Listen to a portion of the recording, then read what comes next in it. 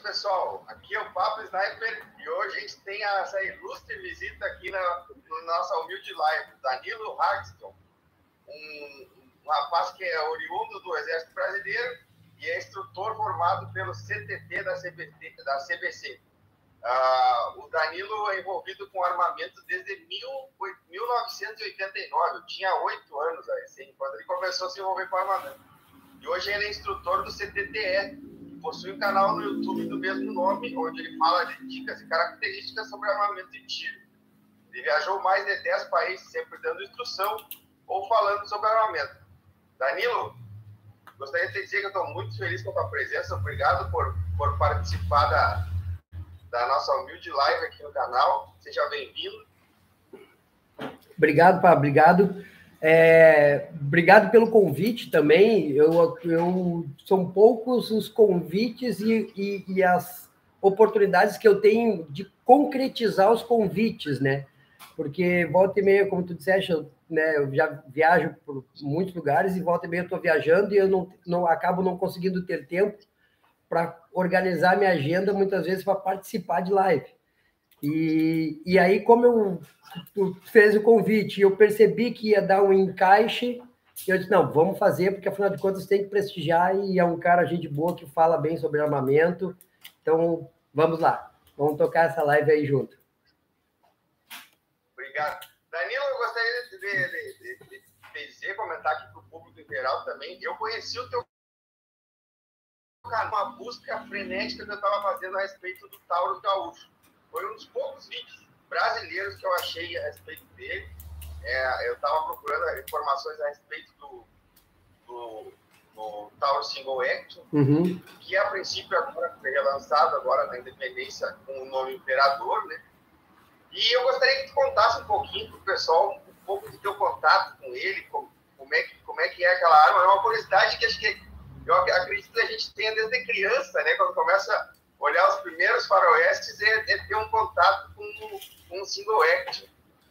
É verdade, é verdade. É uma arma que ela é muito interessante porque é uma arma icônica, exatamente por essa ideia de a gente assistir ela nos filmes de faroeste, onde o xerife ou aquele cara que duelava mais rápido conseguia sacar o seu single action, fazer vários disparos e sempre acertando, né? Sempre conseguindo um êxito.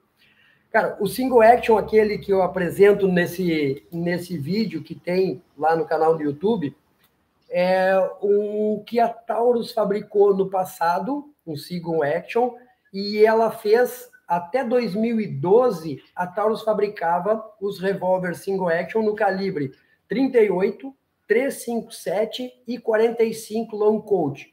45 long Colt, o clássico, né, porque é o mais tradicional, apesar que ele nasce no 44, mas depois ele migra para o 45 long Colt e é a arma que mais... É o calibre que mais fala sobre o single action. E aí eu consegui fazer aquele vídeo exatamente com um calibre 357. Então foi bem interessante. É uma arma com características bem legais, bem marcantes, assim.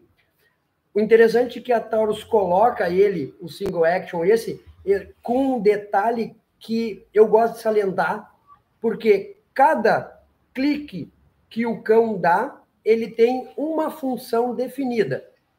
E, claro, o pessoal vai relembrar que o single action, para poder atirar, tem que armar o cão à retaguarda, aí sim, aperta o gatilho, o cão vai à frente. E o detalhe é que cada clique, e são 4 cliques, cada clique tem uma função no revólver single action, e a Taurus caracteriza bem definido cada um dos cliques que ela fez no revólver. Exatamente como os primeiros Colts há 150 anos atrás. Eu aproveitei para compartilhar com o público aqui a foto do Taurus, né? Para o pessoal ir se familiarizando para a gente. Legal. Ao mesmo tempo que a gente vai falando, vamos visualizando. Danilo, você falou a respeito dos cliques. O primeiro clique é o que libera para recarregar o tambor, correto? Não, é o segundo. o primeiro clique que ele vai dar, ele vai entrar num sistema de primeira monta do cão. Ou seja, ele vem o cão um pouquinho para a retaguarda e ele fica com um pequeno espaço entre o cão e a armação, que é como se fosse um sistema de primeira monta, para que o cão não encoste na espoleta na frente. Porque os primeiros revólveres, eles eram com percussão direta, ou seja, o percutor estava direto no cão. Agora não, agora tem barra de transferência, uma modernidade que tem, né, por trazer mais segurança para a arma. Então isso é bom porque essa modernidade traz segurança. Então o primeiro clique seria para colocar o cão na primeira monta. O segundo clique, esse sim, libera a trava de tambor para poder girar o tambor e municiar cartucho por cartucho ou para poder extrair estojo por estojo. O próximo clique, ele vai travar o tambor. O outro clique, aí sim que vai ser o armar por completo o sistema de disparo da arma. E o interessante é que o pessoal americano, eles falam que cada clique é como se fosse uma letra do COLT, ou seja, o COLT de coach. Que bacana, que bacana. Ô, Danilo, aproveitando que a gente já explicou para o pessoal a respeito do Taurus Gaúcho, eu gostaria de começar algumas perguntas para ti. Claro. A pergunta tradicional para todos os convidados. Como que tu entrou no mundo do tiro? Como foi teu primeiro contato com o mundo do tiro? Ele nasceu dentro de casa por indicação do pai, por exemplo? Como é que ele chegou até aí? Bom, aqui no Rio Grande do Sul, quem tem uma certa idade, assim, acima dos 40, eu acho que a maioria iniciou dentro de casa essa questão de armamento, né? O Rio Grande do Sul é um estado, né, armamentista, a gente sabe disso, tanto que uma curiosidade que atualmente dos 6 fabricantes de armas que existem no Brasil, 5 são no Rio Grande do Sul, né? Então é uma curiosidade que fica. Mas eu iniciei no mundo do tiro, ou melhor, eu iniciei no convívio com armas de fogo exatamente com a família, em casa. Eu tive 3 tios que eram da Polícia Civil e o meu pai também tinha arma. A gente tinha arma de caça, coisa parecida. Mas primeiros contatos com pistolas exatamente foi com tios que eram da Polícia Civil. E aí eles mostraram para o meu pai a arma e eu junto, acompanhando ainda moleque, questão assim de talvez 8, 10 anos de idade, vendo eles atirarem e aí depois o tio desmuniciando e mostrando a arma para a gente poder segurar. Então, lá pelos 8 anos de idade, mais ou menos, foi meu primeiro contato com pistolas, com arma de fogo. Depois, mais tarde, já com o início da adolescência, também teve um outro tio que ele acabou comprando, ele tinha 2 armas, ele comprou um revólver 22 e logo em seguida ele comprou um revólver 38 e ele comprou na mesbla da Otávio Rocha, no centro de Porto Alegre.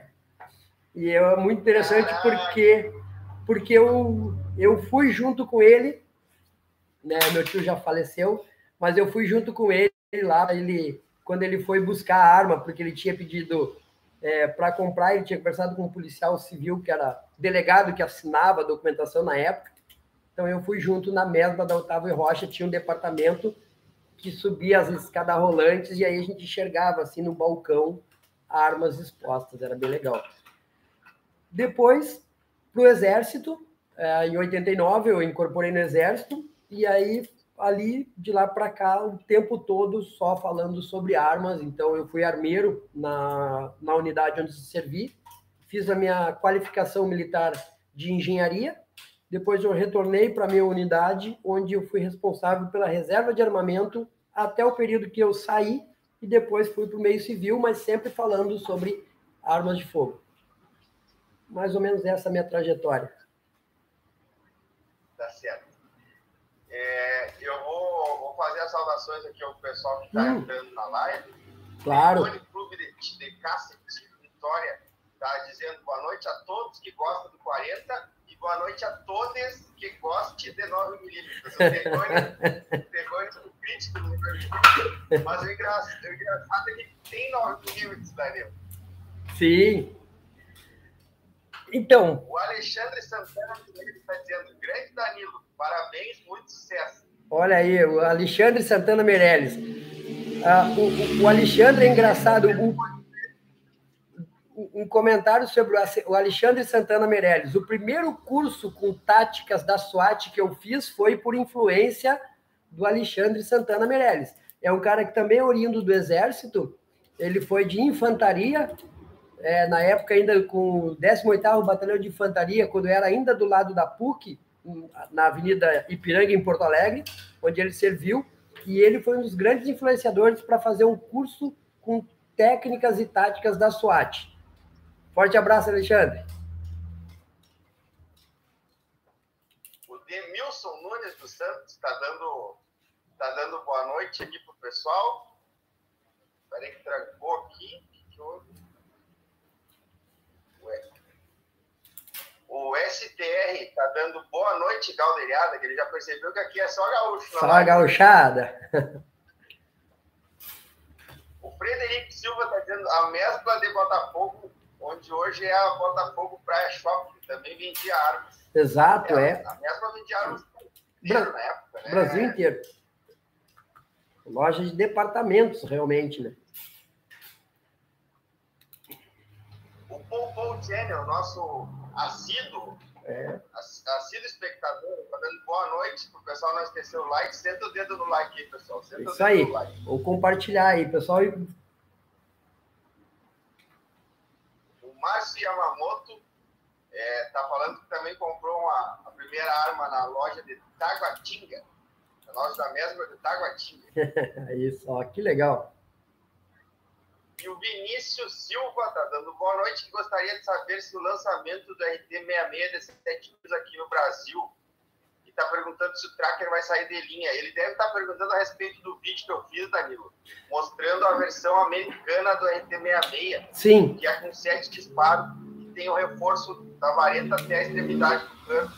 Vinícius, eu não saberia te dizer, eu não saberia te dizer se vai demorar muito ainda para a vida do novo modelo do RT66 com 7 de capacidade, com 7 disparos, mas não acredito que o tracker vai sair de linha, não. Eu não tenho essa informação. Eu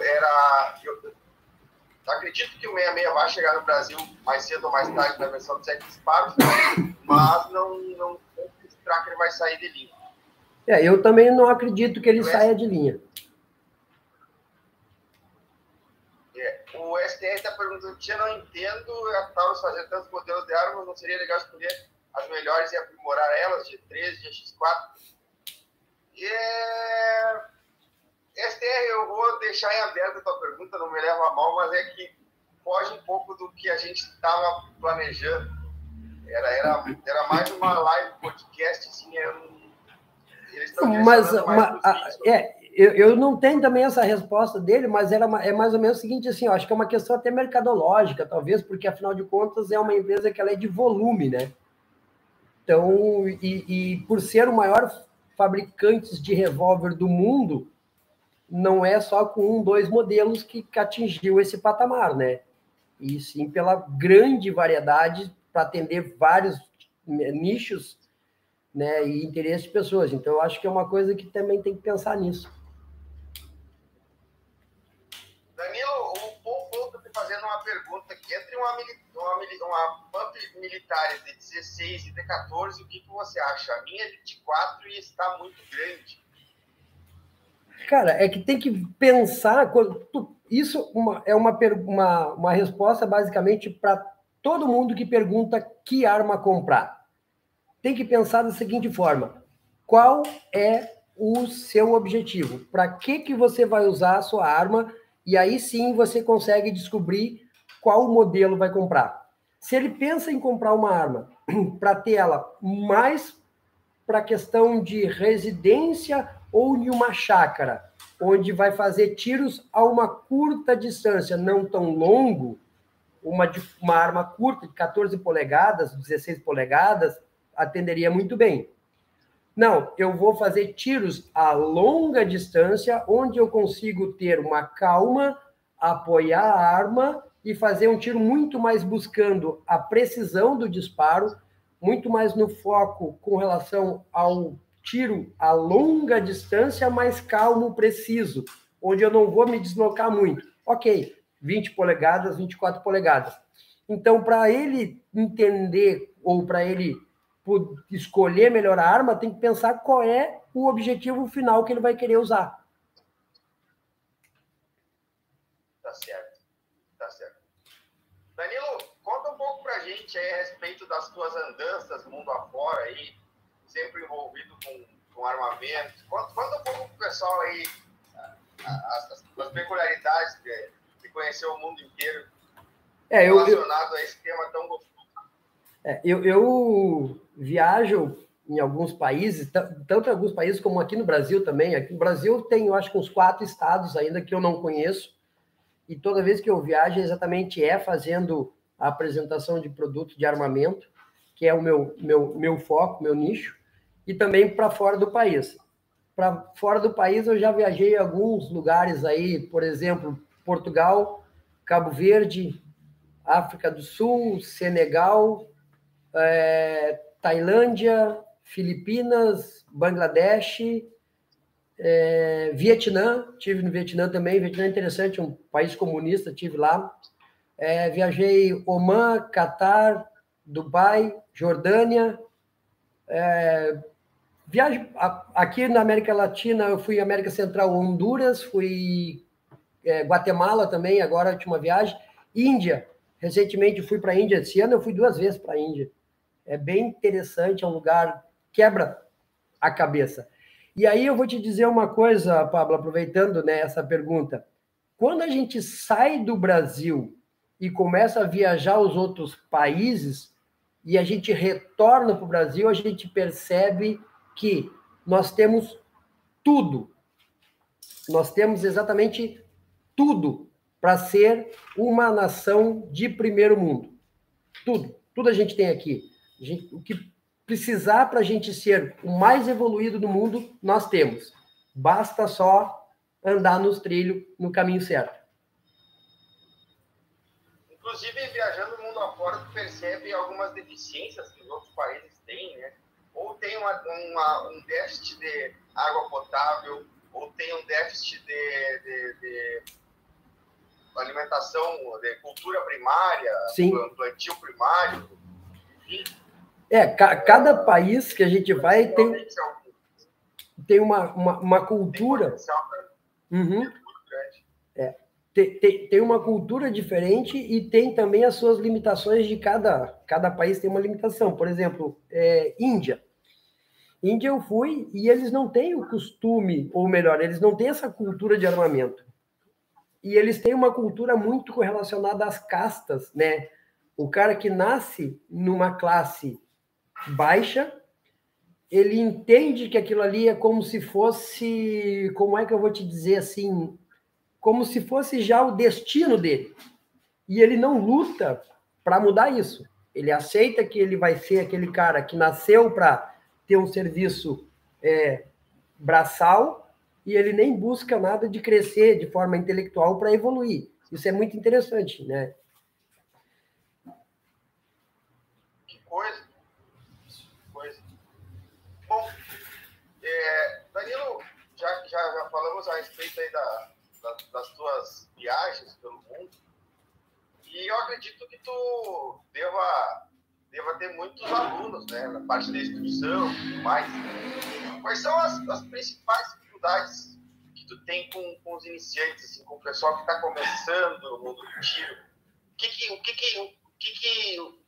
tu percebe mais comumente nos teus alunos de dificuldades?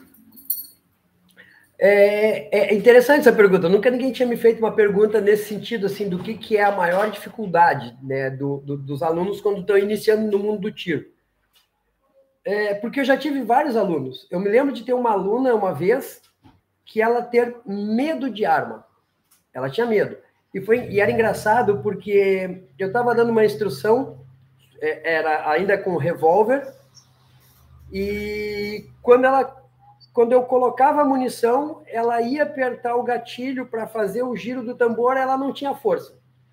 Eu tirava a munição do tambor, entregava o revólver para ela, ela apertava, fazia todo o ciclo, tec, tec, tec, normal, colocava a munição e ela, de novo, não tinha força. Na realidade, não é que ela não tinha força, é que quando ela sabia que tinha munição ali, ela ficava com receio do barulho.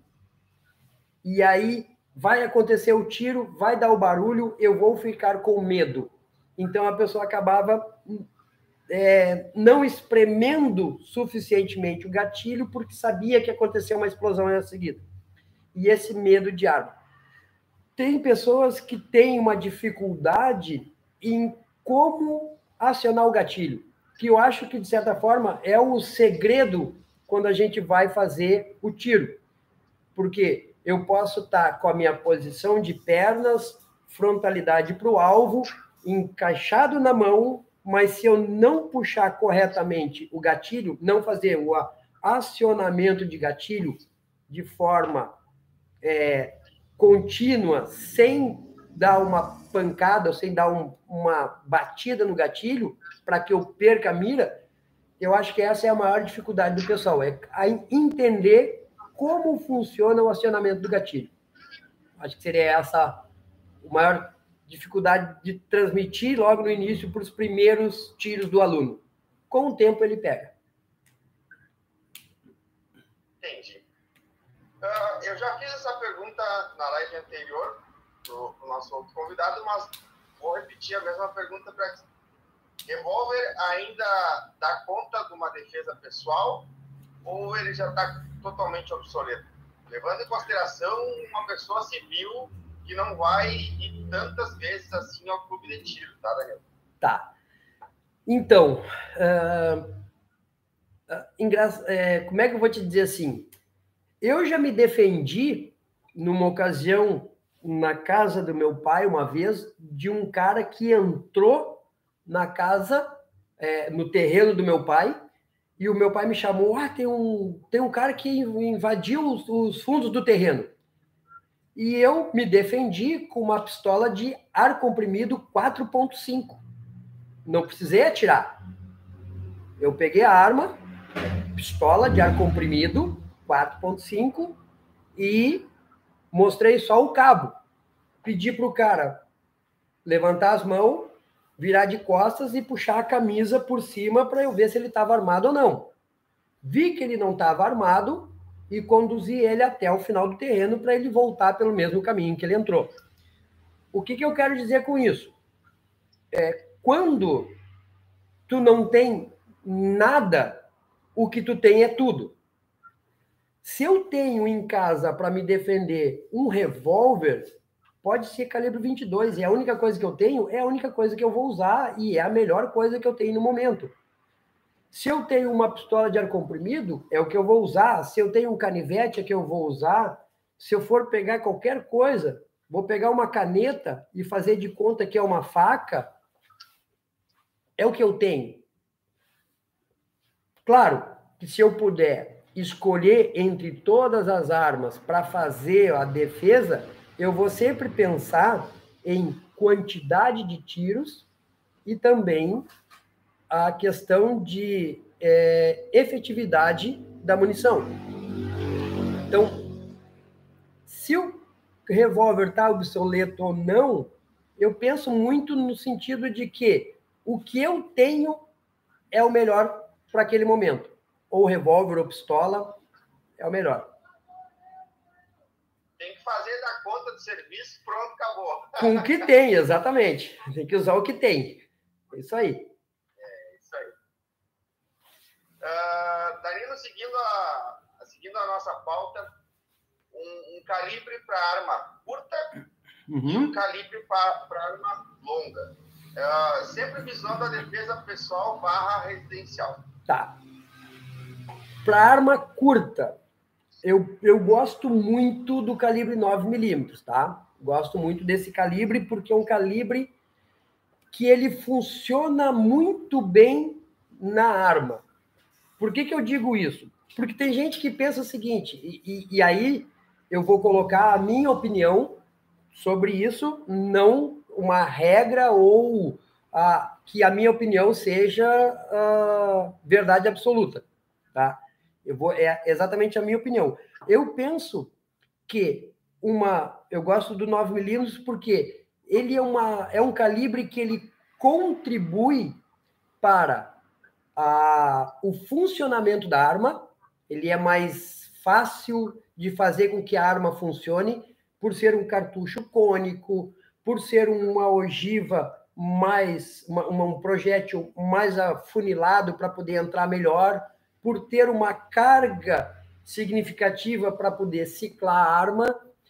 Então, eu gosto muito do calibre. Também como um calibre que ele consegue, de certa forma, um controle para o próprio usuário. Nem pancada demais e nem de menos. É um calibre equilibrado, que eu consigo fazer vários disparos, mantendo sempre a minha máxima precisão. Então, eu consigo ser mais assertivo nos meus disparos usando um 9mm. Arma longa. Se eu fosse escolher uma arma longa para defesa residencial, seria para um tiro numa distância maior, a uma distância de um sítio, de uma residência, onde eu vou fazer os disparos a maior distância. Porque uma arma longa para curta distância eu usaria, no caso, a pistola. Aí eu usaria talvez um 357 para ter maior distância. Também tem o seguinte, uma arma que eu gosto muito pela sua versatilidade e quantidade de munições, a calibre 12. É uma arma bem interessante também nesse sentido, mas aí já mais próximo, porque é uma arma que eu tenho uma possibilidade de utilizar vários tipos de calibres nessa arma, ou melhor, vários tipos de projéteis do mesmo calibre nessa arma. Múltiplos projéteis únicos, projéteis de sal, borracha, o que for, eu consigo utilizar na mesma arma. Então, a 12, para mim, é uma arma que ela dá uma versatilidade de emprego. Gosto muito também. Mas se eu pensar em arma longa, de projétil único, eu pensaria num 357. Perfeito. Daniel, o STR está perguntando se tu pode falar a respeito de red dots e lanternas em pistola. Se é alguma coisa usual ou se é mero apelo estético, digamos assim. Com relação a red dot, quem for usar o red dot em pistola tem que pensar na seguinte situação. Normalmente o red dot ele é para uma distância determinada, uma distância já pré-determinada. E a gente acaba não descobrindo muito bem qual é a distância que a gente vai ter um combate. E outra questão que tem que fazer é o seguinte, treinar. Quem está acostumado a utilizar a mira mecânica, quando passa por red dot, nos primeiros momentos precisa se familiarizar com essa encaixe da visada. Porque a mira mecânica, a gente levanta, baixa a arma e encaixa. O red dot, se tu levantar um pouco mais do que o necessário, ele passa do ponto e tu demora para encaixar de novo na visada. Então tem que tomar um cuidado com isso, tem que treinar. Aliás, tudo. Comprou uma arma, tem que treinar, sempre. Com relação à lanterna, cara, lanterna é muito importante, sim. Lanterna sempre é bom ter. E, aliás, lanterna tem que ter em qualquer lugar. Tem que ter uma lanterna dentro do carro, tem que ter uma lanterna dentro de casa, tem que ter uma lanterna na entrada da garagem. Lanterna é algo que tem que ter a todo momento. Não só para usar na arma, mas também para poder, em qualquer lugar, ter um foco muito bom para poder utilizar. Então, eu penso que lanterna, eu diria que a lanterna é mais importante até do que o red dot. Olha aí, maravilha.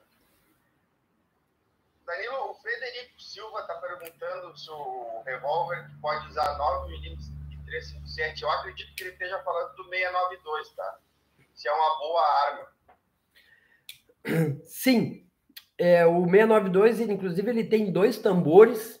Tu vai fazer a troca, né, de tambor para poder usar ele como 9mm ou como 357.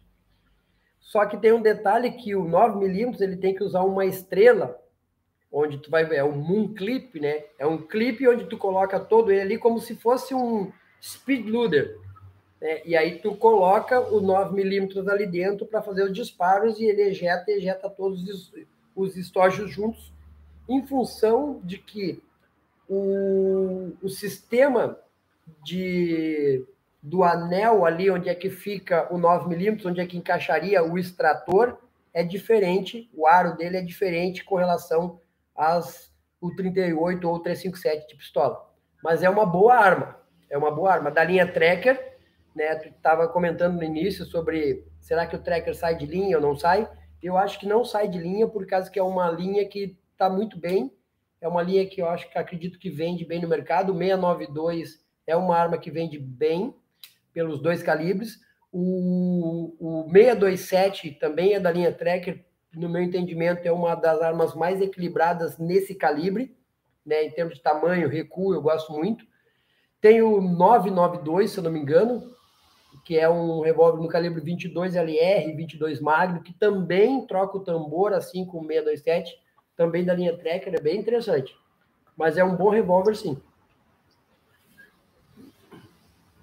O JP Anquete está dando boa noite e falando que a calibre 12 é a melhor para nós latinos.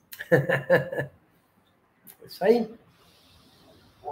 O Ricardo Terra de Carvalho está dando boa noite e está dizendo que o Danilo é um grande instrutor, está te mandando um abraço aí, velho. Muito obrigado, Ana. Valeu. Abração aí, Terra.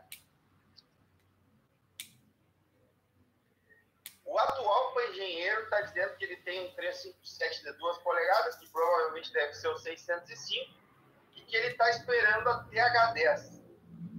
E tem muita gente esperando a TH10 atual. Falando nisso, Danilo, o que tu poderia passar para o nosso público aí a respeito da tua experiência com calibre 10mm? O que tu poderia dizer para nós um pouco a respeito dele? O pessoal está muito curioso, falando muito do calibre 10mm. O calibre 10mm, ele é um calibre que ele tem uma boa energia, vamos dizer assim, né, para fazer os disparos dele. É um calibre bem forte, é um calibre que ele é maior que o .40. Aliás, ele é o pai do .40, né? O .40 chegou um certo período que o pessoal, quando começaram a fazer ele, o 10mm nasce maior e aí o Winchester acaba adaptando o 10mm, reduzindo um pouco o estojo para diminuir um pouco a quantidade de pólvora para fazer o .40. E ele acaba entrando no Brasil o .40 ao invés do 10mm. 10mm é uma munição forte, eu acredito que vai sair aí uma pistola no calibre, no calibre 10mm, acho que, se não me engano, será uma T10, TH10, alguma coisa assim, que vai ser feita, e tem muita gente, sim, esperando, inclusive eu. Gosto do calibre no sentido de que é uma opção a mais, né, para poder ter. Não usaria ele para defesa residencial, não usaria, porque eu acredito que entra naquilo que eu comentei sobre o calibre 9. Quando a gente atira de 9, a arma pula menos da mão. Quando a gente atira de .40, ela pula um pouco mais, e quando a gente atira de 10mm, ela vai pular mais ainda da mão. Então, eu preciso levar mais tempo para o meu segundo tiro. Porém, com treinamento, né, é uma arma bem interessante para quem tem treinamento e para fazer disparos assim. Quando a gente conversou outra vez, lembra? Eu até te questionei, aí eu vou te devolver a pergunta agora, Paulo, porque eu lembro que eu perguntei para ti, tá, mas qual a finalidade de utilizar um 10 milímetros? E aí tu me comentou com relação ao manejo, né? É uma opção boa também.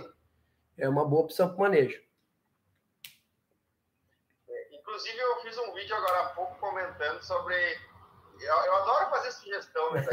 Eu olho a linha Taurus e quando eu vejo que alguma coisa poderia ser alterada aqui ou alterada ali, eu mando um zap para alguns dos meus amigos que me receberam lá quando fui fazer a visita na empresa. Uhum. E faço um momento, vejo a interação do público, é bacana a interação do público aqui do canal. Sim. Então, eu acho, sinceramente, que ele vai ser muito interessante para a gente ampliar um pouco os horizontes.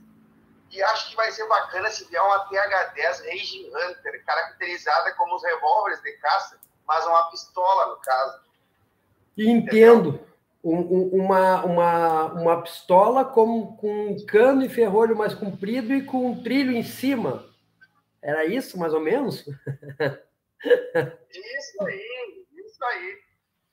Inclusive, eu fiz um esboço dela, alguma coisa entre 5,5 e 6 polegadas. É um bom tamanho de cano para aproveitar bem a quantidade de queima de pólvora, né? Interessante. 10 minutos tem bastante.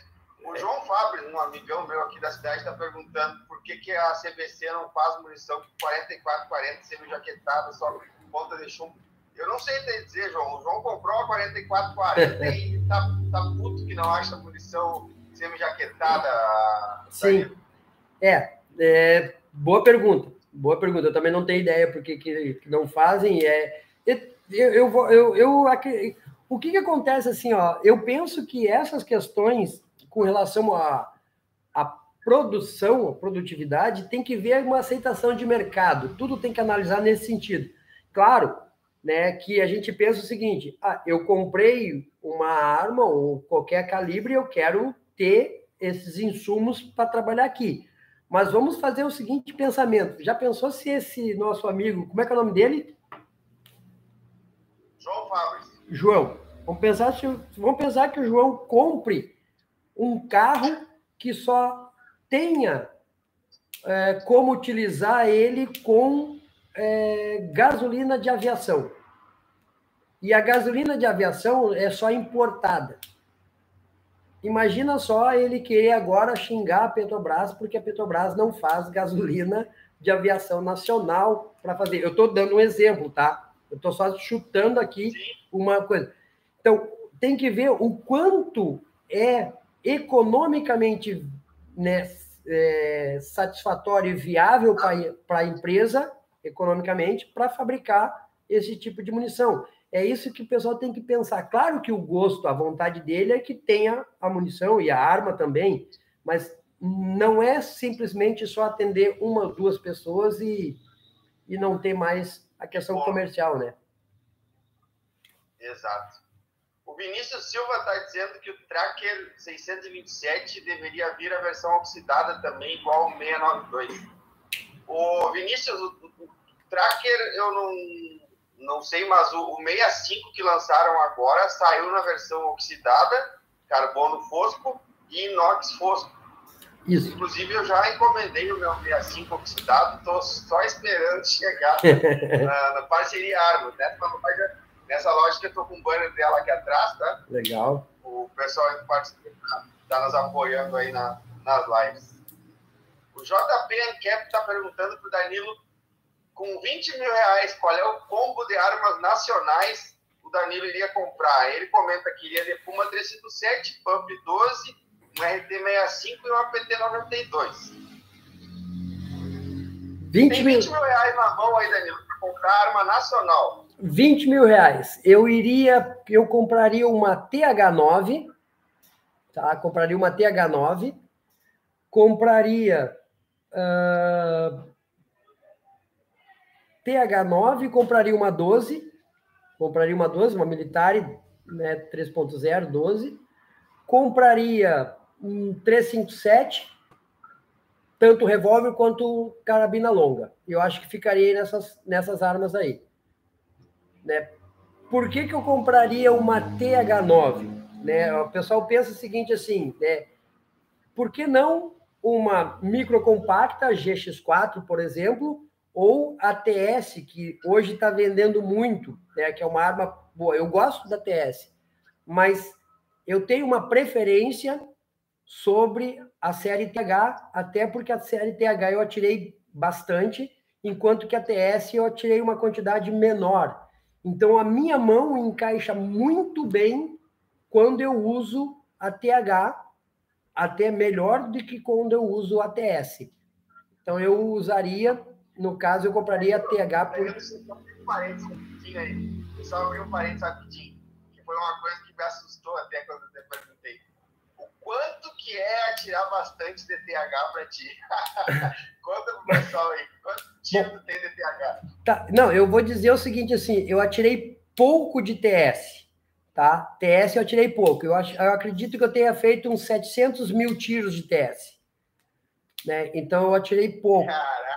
E com o TH, pensando na série, em toda a plataforma TH, desde o calibre 380, desde quando ela nasce ainda como série 800 e acaba migrando para a série TH, já que a ergonomia é a mesma, no 9mm, no 40, no 45, no 380, ainda como série 800, e depois como TH no calibre 380, no calibre 9 e no calibre 40, tanto a standard quanto a compacta, eu devo ter feito uns 3 milhões de tiros com essa plataforma da TH.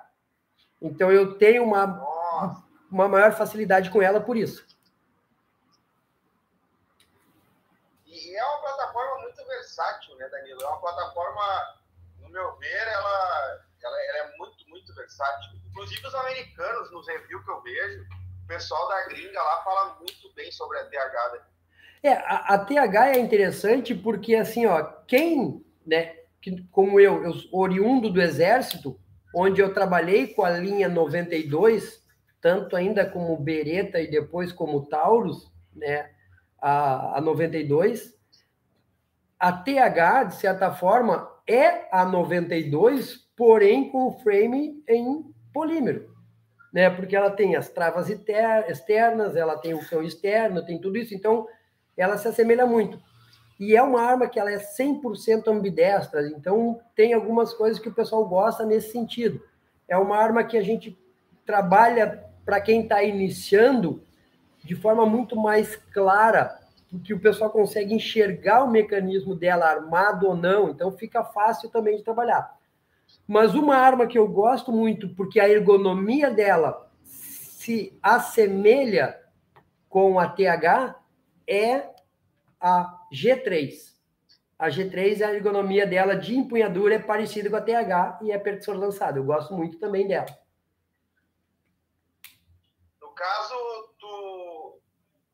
tu aconselha, por exemplo, para quem já tem alguma arma ou na família TH ou na família G3, seria mais tranquilo. Por exemplo, eu tenho a minha G3 aqui, tá? Para mim seria bem tranquilo eu comprar uma TH que eu não iria estranhar muito a empunhadura, é isso? É isso, não ia. Né? Porque a empunhadura da G3 ela é muito próxima da TH. Já a empunhadura da TS é um pouco diferente. Aí vai ter que fazer aquela troca de backstrap até achar um backstrap que melhor se adapta à mão para poder, sim, ter essa ergonomia melhor. Danilo, tu já atirou com a 845? Tu tem uma experiência boa com a 845? Já atirei de 845, sim. Atirei de 845 na época que ela estava né, logo quando ela foi lançada, fiz testes com ela, testes de validação, inclusive. É uma arma que o formato dela é um pouco mais robusto do que a série 840, 809, 838. O ferrolho dela é maior, é mais robusto, né, até para poder aceitar o calibre 45, no sentido que ele é um maior, né? E é uma arma bem equilibrada, bem legal de atirar. O calibre 45 é um calibre equilibrado, é um calibre bom. Supondo que a TH10 então venha a usar uma plataforma semelhante ao 845, até pelo comprimento de estojo, né, que é mais ou menos o mesmo comprimento de estojo, tu supõe que não deixaria nada a desejar para nós, né? Uma TH10? Usando como base a 845, que é o que a gente supõe, né? Não, eu acredito que a TH10 ela vai seguir a mesma linha da TH40. Eu acredito que ela vai ser muito mais próxima da TH40 do que qualquer outra coisa. Eu acho que não vai sair muito disso, porque está muito mais... a estrutura da TH40 suporta uma 10 milímetros. Suporta 10 milímetros. O que precisa, eu acho, fazer, no caso, é ajustes com relação aos sistemas de mola, a rampa de alimentação, ejetor, mesa transportadora de carregador, lábio do carregador, né? Então tem alguns ajustes que precisa fazer, exatamente porque essa questão de tamanho de estojo, tudo, mas eu acredito que vai ser na mesma plataforma do que a TH40. Acho que vai ser muito mais próxima dessa do que da 45. O Marcos está dizendo que tem uma TH também e atira muito bem com ela. E o atual engenheiro está dizendo, Danilo, somos dois. Acho a TS fantástica, mas não tem encaixe perfeito da empunhadura. E isso vai de mão para mão, tá? Porque eu gosto muito da TS no sentido de que o salto que ela dá entre um tiro e o outro é bem menor do que a série TH. A TH ela pula mais. Mas esse encaixe na mão, na minha mão e na mão do engenheiro também aí, ele encaixa melhor, né? Para mim, eu prefiro ela porque ela encaixa melhor na mão. O Marcos está pedindo para o Danilo falar um pouco sobre as melhorias que vieram da série 800 para a série TH. Mas, Marcos, eu já te adianto que o Danilo tem um vídeo extremamente detalhado, mostrando detalhe por detalhe das melhorias da série TH para a série 800. Dá uma conferida ali no canal dele, Danilo Hagstrom. Ele tem um vídeo detalhado sobre isso. Eu fiz uma maratona no canal dele, assisti praticamente todos os vídeos, e eu lembro direitinho desse aí. Outra coisa que ele está pedindo para te comentar, Danilo, é a respeito da evolução da G2C para a G3C. Se eu não me engano, tu falou um vídeo a respeito disso, não falou? Tem um vídeo que eu falo também sobre isso aí. Eu falo, aliás, no vídeo que eu falo, eu pego exatamente a G3 e a G2C, uma G3 ainda lá, que eu estava, se eu não me engano, eu estava na Tailândia com a arma lá e eu acabei fazendo um vídeo no local, assim, o vídeo até não ficou muito bom, e depois, mais tarde, eu busquei em casa, acabei fazendo uma junção dos dois vídeos. Diferença que realmente importa na G3. Esse é o vídeo, tá? O que ela muda vamos pensar na G2C e na G3C, né? Diferença. Na frente do ferrolho, ele vai ter um zigrinado, que é para poder manobrar o ferrolho pela extremidade. A ponta do ferrolho é mais arredondada para poder ficar mais fácil de sacar ou de coldrear a arma. O carregador, ele tem uma pequena reentrância para poder tirar o carregador mais fácil. Indicador de munição na câmara não é mais mecânico, ele é visual, que vai ficar só aquele buraquinho ali. A mira, que na G2C era mira plástica regulável, Agora, na G3, além de ter no Brasil o sistema Toro, a arma que vendia nos Estados Unidos, que era ainda sem ter sistema Toro, a mira era uma mira metálica. Mas o que eu gosto de falar, que a diferença que realmente importa é no gatilho da terceira geração de pistola. O gatilho é um gatilho que a trava interna que tem do gatilho, onde a gente apoia o dedo, é um gatilho que ele é mais flat, com maior área de contato. E quando ele dá maior área de contato no dedo, ele se torna mais suave na hora de apertar o gatilho. Então, a diferença que eu coloco como a diferença que realmente importa é o gatilho, a terceira geração de gatilho que ficou muito dócil, melhor de fazer o disparo na G3 ou na G3C com relação à G2C.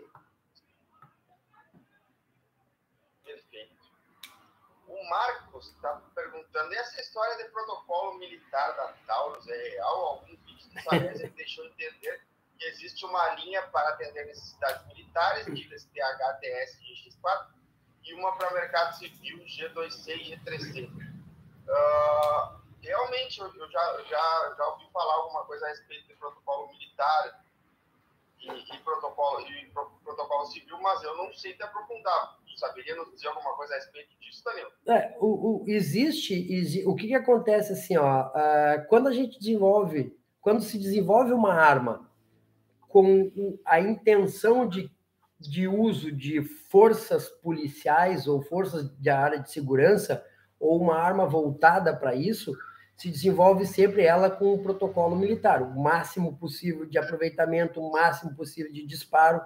Quando se desenvolve uma arma para mercado civil, é diferente. Um exemplo, né, que dá para dar é o seguinte: fuzil 5.56 que se compra que importa dos Estados Unidos para o Brasil.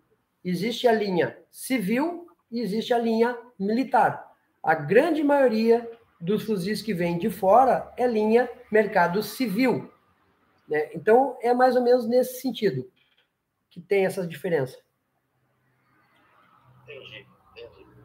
O João Fabris, que falou a respeito do 4440, está contando para nós que comprou um 88 inox aqui na loja Parceria e que os amigos dele estão dando risada porque dava para comprar uma 9mm. Ninguém quer mais 38. Ô, João, eu sou 38 até hoje, meu cara. João, Velho? João, 38 é uma boa arma. Durante muito tempo foi uma arma que teve aí nas órgãos de segurança pública, salvando vidas e protegendo pessoas. Não vamos desmerecer o 38. Isso aí é inveja do pessoal que não tem um 38 bonito como esse teu. E o 88 inox é um revólver bem acabado, né? É um revólver... Ele é muito bonito. Um acabamento muito bonito.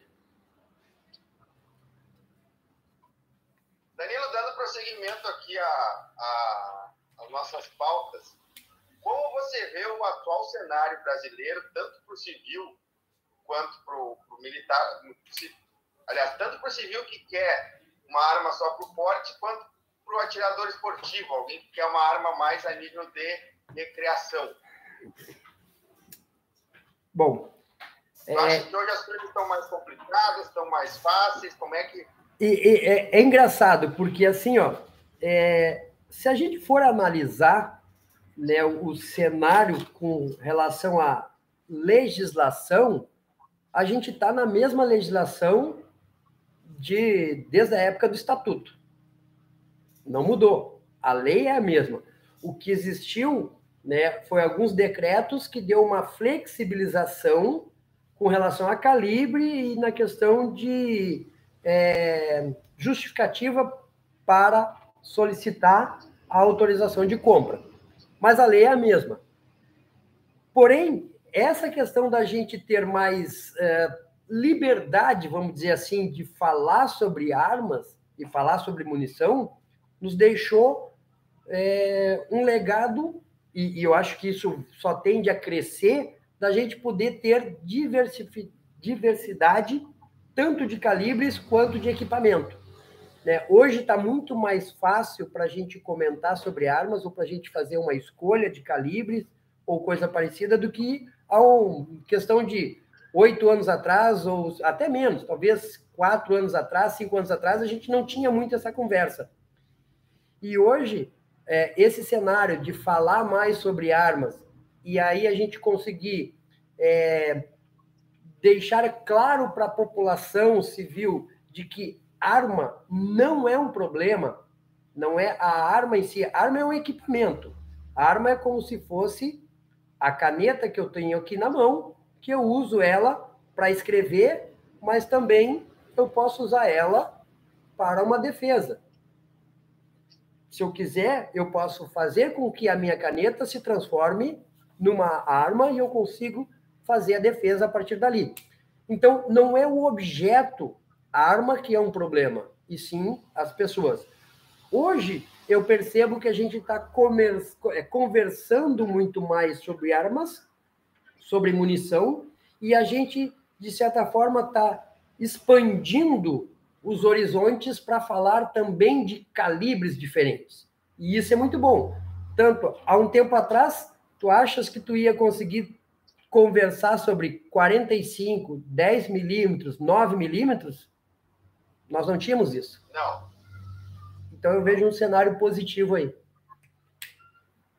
Inclusive, até bem pouco tempo atrás, quando você falava de 45 no clube de tiro, 45 machuca o punho, 40 capota a fusca. Era alguma coisa. O 9 milímetro é muito penetrante, passa a parede, passa. Tem isso. Tem isso mesmo. Tem esse tipo de coisa que acontecia muito com o pessoal falando sobre isso, né? Os mitos que tinham com relação ao calibre.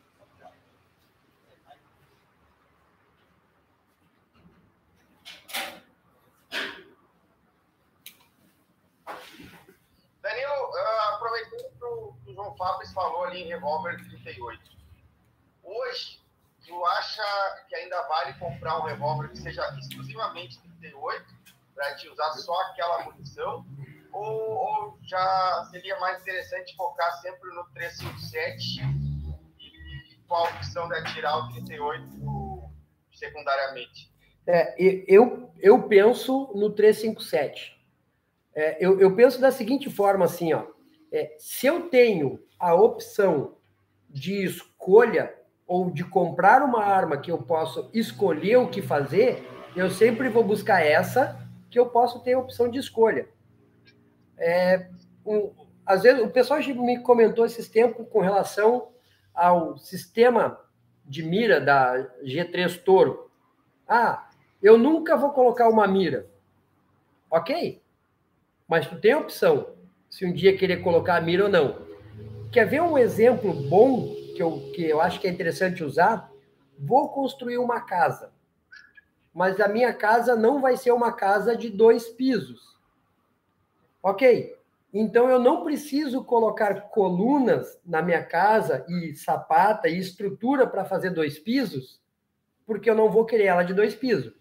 Mas, ao longo do período, eu mudo de ideia, aumenta a família e eu quero fazer um piso secundário no andar de cima. Eu não preparei para isso. Então, se eu tenho condições de ter duas possibilidades de 2 calibres numa arma, eu vou optar por ela. Se eu não tenho opção, eu vou optar por aquilo que eu tenho.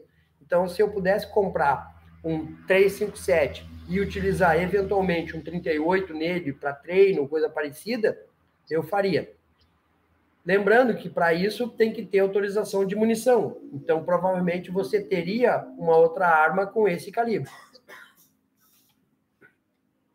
O nosso grande amigo Alexandre Greco, que vai estar presente em breve também aqui nas nossas lives. Professor Alexandre Greco. Forte abraço. Esse cara manja muito, sabe? Muito. Esse cara manja muito. Muito, muito, muito. Eu assisto seguido as lives dele e os vídeos dele. Me baseio muito no que ele fala. A gente tem alguns pensamentos que fecham e realmente Forte abraço, professor. Que bom tê-lo de volta e obrigado por estar presente com a gente aqui. O professor está dizendo que o 38 Special existe até hoje porque é um bom calibre, assim como o 9mm Luger. Dificilmente desaparecerão, enquanto outros calibres desaparecem, como o 38, 40, etc. Hoje volta o 10mm alto. Perfeito, professor. É exatamente isso, porque é um calibre que ele foi projetado para uma arma e ela funcionou muito bem nessa arma. E isso fez com que as outras armas se adaptassem muito mais ao calibre em si, para dar continuidade nesta evolução, ou não vou dizer nessa evolução, mas nessa sustentação do calibre. Então, eu acho que o calibre 38 nunca vai deixar de existir, sempre vai ter, assim como eu acho que o 380 também é um calibre que vai se manter, não vai ser igual o 765, que vai meio que cair em desuso, até porque tem alguns lugares fora que eles usam, sim, o 765 fora. Bangladesh, eu tive em Bangladesh, eles usam lá o 765, inclusive eu dei treinamento na Força Aérea em Bangladesh, eles utilizando o 765.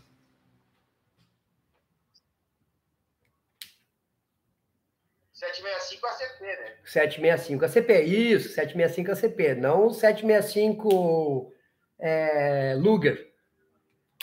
Aí já é uma outra coisa. Danilo, eu acredito que tu deva ter acompanhado alguns dos meus vídeos. Uhum. E no último vídeo eu comentei que se criou nos Estados Unidos uma demanda por um calibre que tivesse mais energia que o 380 e tivesse mais capacidade que o 9mm. Então eles criaram o 30 Super Carry, que tem se falado muito ultimamente. E o que eu tenho tentado esclarecer para o pessoal que acompanha o meu canal. O 30 Super Carry tem uma pressão de trabalho muito alta, na faixa de 50 mil libras. A gente já está falando de pressões muito próximas do 556, por exemplo. Tá? Aí o que eu sugeri para o pessoal, inclusive para Tauro, no caso, né, para onde eu projeto as minhas sugestões. Já que o pessoal está se queixando que o 9mm não ficou tão legal assim na GX4, mas não quer voltar para o 380, em vez de inovar e ir para essa bomba de pressão que é o 30 Super Carry, eu sugeri o 30 Luger, que é o 765 Parabelo, que eu acho que é um intermediário interessante entre 9mm e 380. O que tu poderia nos comentar a respeito disso? Ou tu preferiria aí de 30 Super Carry, caso fosse? Vamos lá, vamos por partes, a gente tem que meio que desmembrar isso aí para poder conversar. O 765 Luger é um calibre que ele antigo, né? Para ele voltar de novo, eu acho que é um calibre que ele não sei se ele voltaria de novo no mercado, assim, porque o 9mm acabou evoluindo dele e evoluiu muito bem. Né? As armas, as Lugers, elas evoluíram do 765 Luger para o 9mm para poder ter uma ergonomia boa, uma empunhadura boa e um resultado de tiro bom de forma mais equilibrada. Não sei se seria de trazer esse calibre de volta no sentido de ter a questão até de munição para a gente ter ela no mercado, tá? Insumos, porque um calibre que a gente consegue, um 9mm hoje, que basicamente atende as forças de segurança todas, o exército inteiro, é um calibre que a gente consegue, como dizer assim, ter uma popularidade nele e uma quantidade grande no mercado que dá um preço justo. Com relação ao que tu falaste da GX4, né? É porque a GX4 ela pula nesse calibre, certo? É por isso? Exato. Ok. E se eu fizesse, e se por acaso tivesse uma GX4 num tamanho um pouquinho maior, uma subcompacta, alguma coisa assim? Como foi lançada a XL agora? Isso, exatamente. Já deixaria ela bem mais mansa na mão. Então, essa é a questão. Porque o que acontece assim, ó, é que o pessoal acaba pensando da seguinte forma: eu quero uma arma pequenininha, para defesa, leve, capacidade de tiro o máximo possível, mas ela não pode pular da mão. O que o pessoal não pensa e não para é para focar no treinamento. Claro que eu sei que o treinamento é caro, é difícil fazer uma quantidade de tiro para poder adquirir treinamento. Mas o que acontece? Precisa treinar para poder controlar o equipamento. Se tiver uma arma pequena, com uma grande capacidade, ou com uma boa capacidade, melhor dizendo, pequena, com uma boa capacidade e leve, obviamente ela vai pular da mão. Um calibre 9mm, uma arma leve, vai pular. Então, o pessoal tem que entender que isso é meio que uma coisa está ligada à outra, não tem como. O Alexandre Grego está dizendo que ele acredita que o 9x18 Makarov seria um calibre mais indicado. Pode ser, porque o Makarov ele é um pouco mais do que o 380 e um pouco menos do que o 9, né? Então, o Makarov seria uma possibilidade.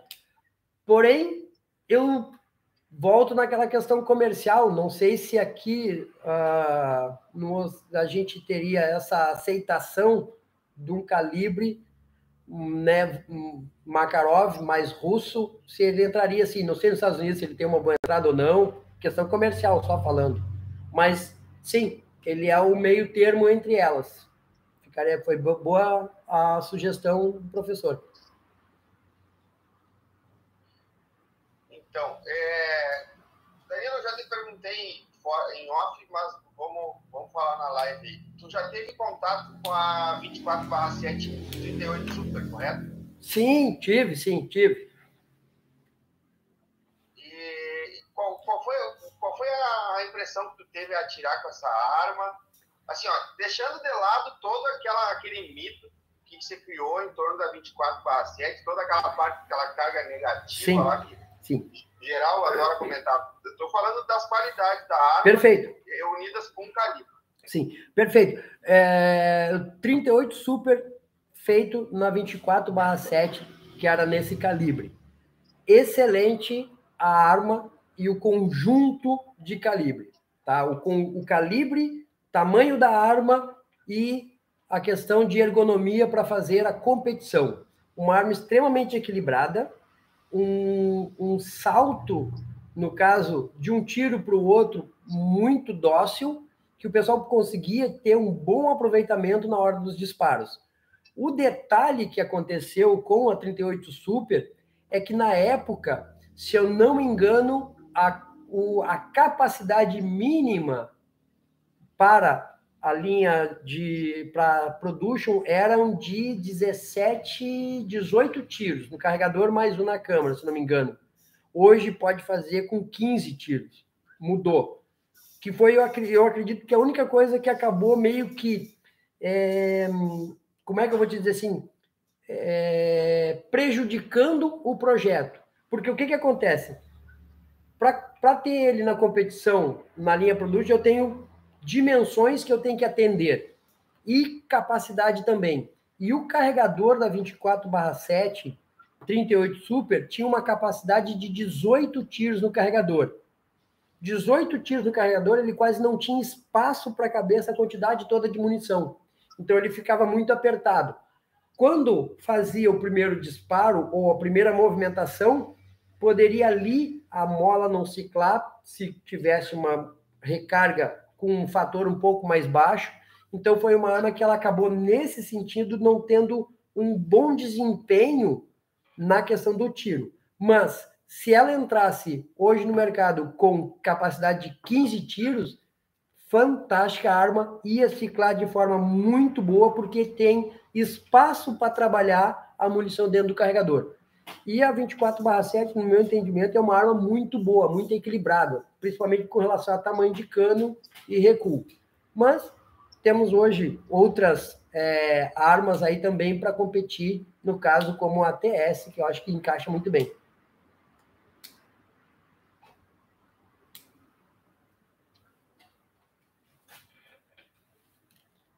Mas é um calibre bom. O 38 Super, ele funciona bem. Ainda questionando um pouco a respeito. Perdão, te interrompi. Não, tudo bem. Mas só para complementar... Pode transcrever.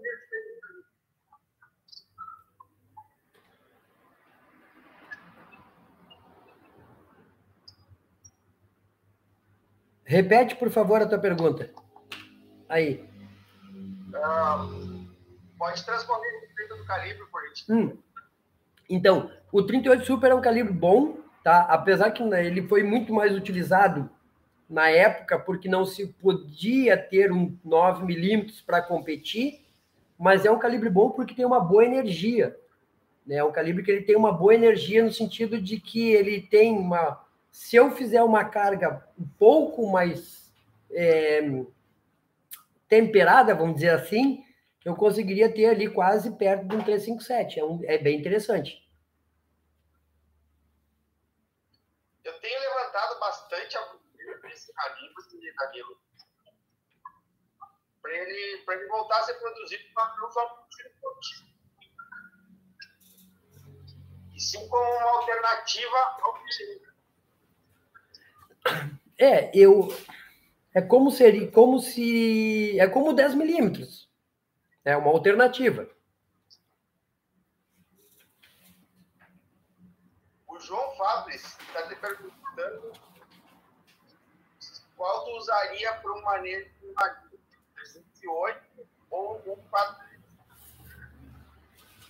Para o manejo de javali, o 308 ou... O 243.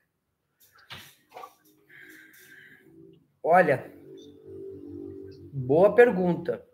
Eu gosto dos dois calibres para essa atividade. Os dois calibres. Mas aí tem que ver uma relação com insumos, se a gente tem, preço de munição, porque eu acho que os dois calibres atendem bem para esse tipo de coisa. Eu acho que poderia ter.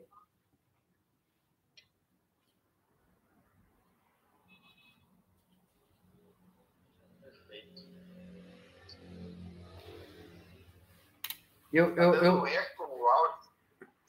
Tá dando um eco aí o áudio. Eu tô com os comentários aqui no meu canal, que eu tô passando também aqui o pessoal no canal do YouTube. Te importa se eu ler alguma coisa aqui? Fica à vontade.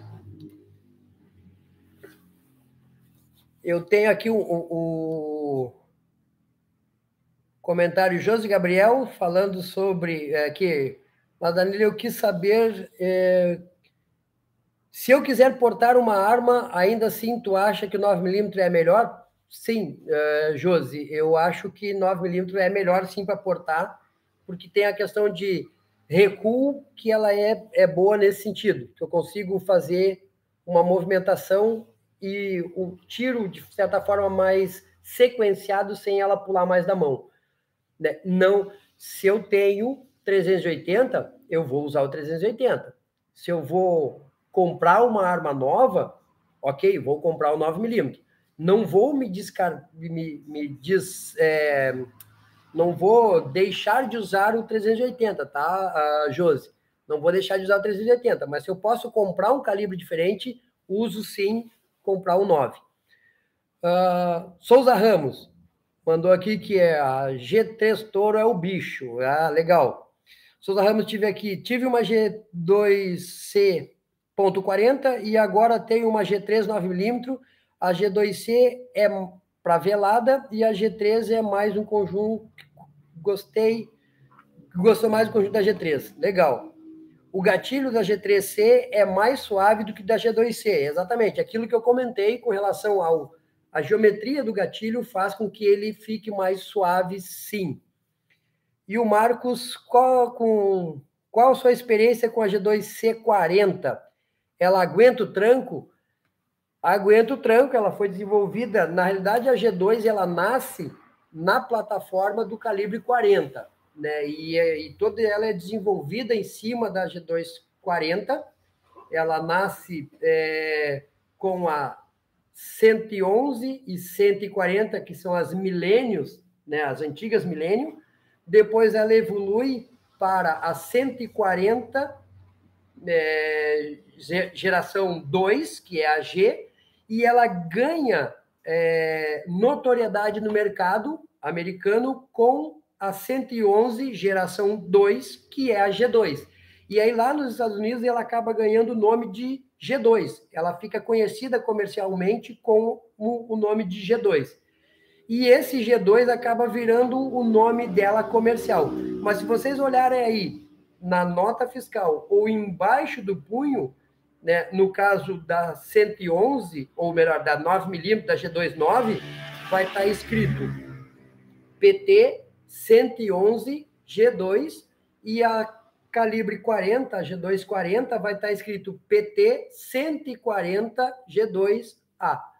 Então, ela nasce com o início da 140, a G240, ela aguenta o tranco, sim. É mais difícil de segurar, mas ela aguenta o tranco. Vai daí, Pablo.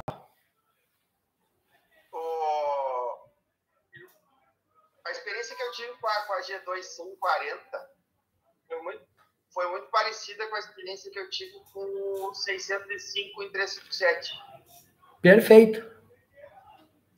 Porque é uma arma pequena, de certa forma, né, Pablo? E ele tem uma energia para tentar segurar ali. Então, ele vai pular da mão, com certeza.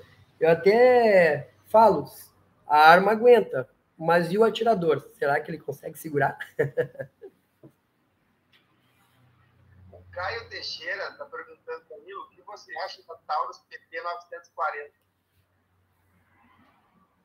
Então, a 940, ela é uma arma, aliás, a série 900 que a Taurus fez, ela é a versão Beretta no frame, né, em alumínio, porém cano e ferrolho quadrado.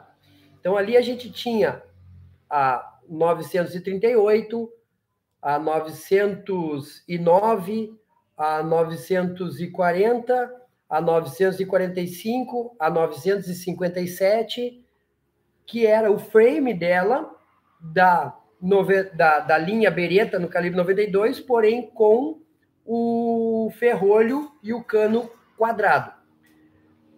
A questão que eu vejo com relação a 940 é acostumar com a ergonomia do punho.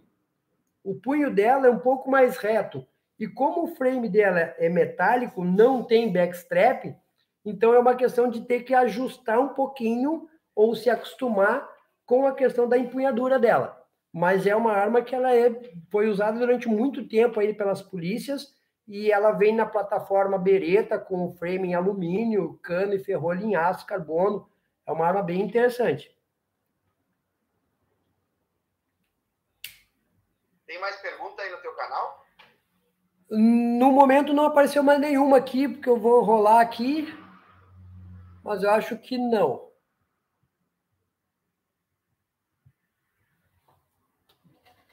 O Marcos está pedindo para comentarmos a respeito da nova munição CBC ProShock 9mm. Você testou, Danilo? A munição ProShock? Isso. Não tive oportunidade ainda. Ainda não consegui nem a ProShock e nem a Polymer. Não consegui atirar com essas duas ainda. O Alexandre Greco está dizendo que as PT 940 foram as primeiras tentativas de empregar o cano com despencamento basculante. Perfeito, perfeito. Inclusive, as armas que tinham, por exemplo, o 45, ele tinha internamente um bloco de trancamento para poder... Era como se fosse um bloco de trancamento destacável, mas ele não era bloco basculante, para poder segurar exatamente esse trancamento. Perfeito. Os primeiros modelos que tentaram isso. O professor sempre dando boas contribuições. É verdade. Eu tô bem ansioso para fazer a live com ele. Já estou rolando perguntas já de todo tipo. Depois eu precisava... O professor Alexandre está dizendo que a primeira foi a 908 e 9 mm Nubel, e depois veio a 940 e a 945. Isso. Foram criadas pelo senhor Gilberto, mestre armênio sobre o oficial do Exército Brasileiro. Um chapa adaptado num rastro de informação. É isso aí. Tivemos também teve também a 957. Também teve uma quantidade, não muito, porque era um calibre que aqui no Brasil quase tentou entrar, mas eu acho que acabou não entrando, que era um calibre 357 SIG.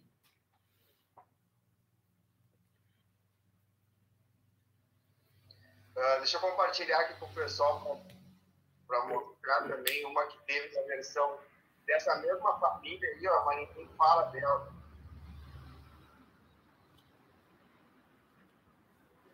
Uma nova aqui.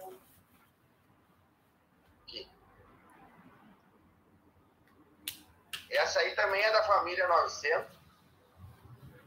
Sim. Só que ela tinha uma empunhadura mais comprida um pouco que a 940 e a 909.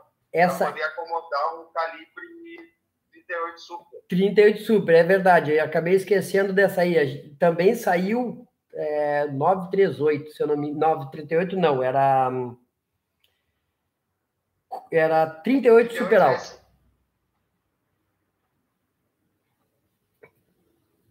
Na mesma plataforma. Chegou a tirar com ela também, Danilo? Pouquíssimo, poucos tiros eu fiz com ela. Eu não cheguei a tirar muita coisa com ela, não. Foi bem poucos disparos. Talvez, coisa assim, sei lá, talvez uns... Vou chutar, realmente eu não consigo lembrar muitos tiros, não, mas ali, pela quantidade de tiros que a gente acabava fazendo, uns 500 tiros, talvez. O STR está perguntando se as 9mm com cano não basculava antes da 40, é isso? Não, o 9mm ele tinha um sistema de trancamento que era diferente. Mas aí cai de modelo para modelo. Tem arma que bascula cano, tem arma que tem bloco de basculamento, mas tem que ter trancamento. O professor Alexandre Greco está dizendo que trabalhou com esses projetos e que teve uma em 41 Action Express. Essa eu não conheci. Que legal. Saiu interessante, mas isso ainda na época que a empresa era de São Paulo, eu acho. Só pode? Não saberia te dizer. Talvez. O Marcos está dizendo que a Taurus é uma indústria marcante na história do Brasil e também no mercado estrangeiro. Ainda bem que o período nebuloso passou e a empresa voltou ao rumo que ela conhece. Perfeito.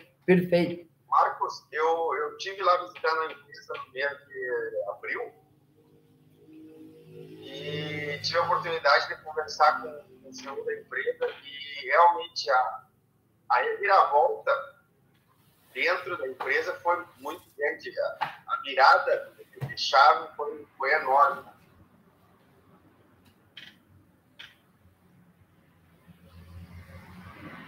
O professor Alexandre está dizendo que realmente ele queria experimentar em São Paulo. Foi o que eu imaginei, por causa que ela começa a ser desenvolvida lá, logo quando a Taurus adquire, né, o maquinário da Beretta, e ela começa a ser desenvolvida lá. Eu acredito que isso aí até 91 ainda era feito algumas coisas lá em São Paulo, depois a Taurus acabou vindo para o Rio Grande do Sul para juntar junto com a fábrica de revólver em 92, se eu não me engano. O professor está comentando que é nos anos 90. Início dos anos 90. Danilo, tu fazer algumas considerações finais? Olha, o que eu tenho para dizer assim? Primeiro, né, agradecer o pessoal que está aí presente, está conversando e está trocando ideias. Isso é muito legal para a gente. O pessoal questionar, o pessoal não só ficar assistindo, mas fazer perguntas, porque o que mais enriquece a live é exatamente essa interação que o pessoal tem. Agradecer a todo mundo que está na live, o pessoal que nos conhece, que compartilha, e aí a gente também acaba conhecendo gente nova também para isso. É importante a gente falar sobre armas, sim. É importante a gente falar sobre temas ou sobre sistemas, como é que as armas se comportam, para que a gente consiga transmitir o máximo de conhecimento para o pessoal começar a entender do mecanismo arma de fogo. Porque até então, a arma, o pessoal pensa simplesmente de uma forma. Coloquei a munição, apertei o gatilho, deu o tiro. E tem muita coisa que acontece para que isso seja, no final, o tiro propriamente dito lá no fim. Então, falar sobre arma, falar sobre o sistema de disparo, falar sobre o sistema de segurança, sistema de trancamento, sistema de pontaria, o que for, isso é muito importante porque a gente vai transmitindo conhecimento e com isso vai criando mais massa crítica para a gente cada vez mais falar sobre isso e cada vez a gente evoluir mais, como a gente está fazendo agora, falar sobre munição diferente, coisa parecida. Então, obrigado por todo mundo que está presente na live. Obrigado mesmo, vocês que estão assistindo aí também no meu canal, Danilo.Axtron. Obrigado pelo convite e pela presença ilustre também do professor Greco, porque, afinal de contas, é um cara que a gente tem que, né, tirar o chapéu, prestar a continência, porque ele conhece muito e também tem um canal muito esclarecedor nesse sentido. Bom, da minha parte, eu quero dizer a todos que eu estou muito feliz aí por ter me acompanhado nessa trajetória do canal. A gente chegou hoje na marca dos 10 mil inscritos. Te agradecer, Danilo, por ter aceito o convite, por estar aqui com a gente para instruir o nosso público em relação a esse conteúdo que é tão abrangente. E esse conteúdo que é um certo bebê no nosso país, porque ele recém está começando a criar uma cultura do tiro no Brasil. Né? Exato.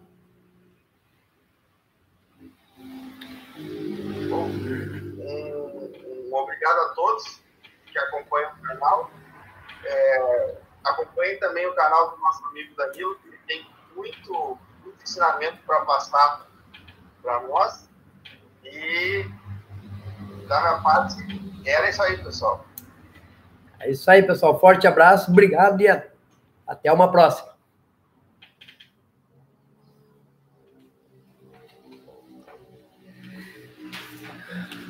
Valeu, pessoal. Muito obrigado por vocês terem acompanhado também aqui no canal Danilo Axtron, essa live, essa conversa que a gente teve com o Pablo Sniper. Acesse lá o canal Pablo Sniper Atirador, tem bastante conteúdo, ele fala muito sobre munição, tem ideias novas, é muito legal. Acompanhe ele lá também. Obrigado pela presença de vocês aqui e até uma próxima oportunidade. Valeu, pessoal. Abração.